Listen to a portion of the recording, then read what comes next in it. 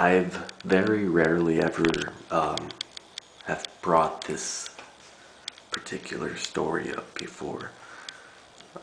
Usually because well, a lot of people used to talk about 9/11 every day, it seemed, for quite a while, and then it kind of, now it's randomly less that someone would bring it up. But there is something, I guess, in my regard, different in my story. Like, I don't have a family or a victim from 9/11. I just happened to go swimming with some of the hijackers. Two of them happened to live in, well, I was in a different apartment complex around the block, but they lived near me. And even more so, my friend that I would visit every day lived right next door to them. And in an apartment complex, there's usually a pool. And so these guys, the two of them were hijackers. The other gentleman that would come over, there was usually like three or four of them, and the two others were just friends. I think they weren't part of the 9/11 plot or anything, at least as far as I'm concerned. Anyways, I went. I'd always see them in the pool, and they would always. One of them would usually always be on a cell phone. At the time, I didn't judge them. I didn't. It's hard to say if I had a bad feeling about them now that I know what happened. But at the time, I was only 11 years old. So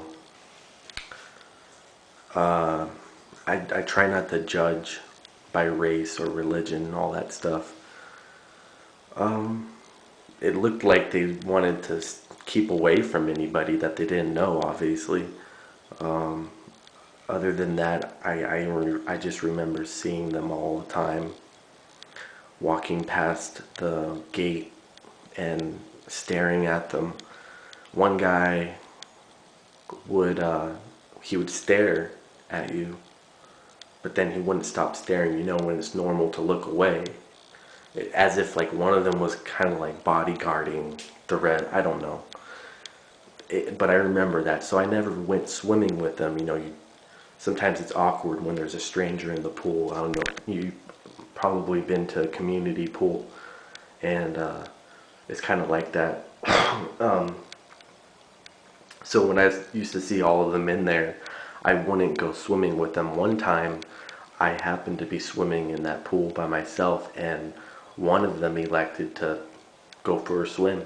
And I saw him come out of his door and into the pool, and he said hello. That's the one thing I remember, because usually they did speak in their language, a different language. That's the only English I've ever heard come out of their mouth. I don't know who it was of the four guys, but obviously he wanted to swim, so he was stepping into the pool and he said hello to me. And years later, the two of them are notorious. I mean, it's like one of the biggest terrorist, I think it is the biggest terrorist attack in modern history and in the modern era. So just a weird, a very, very small world in that case. I just wanted to share that, because usually when someone brings up 9/11, I just talk about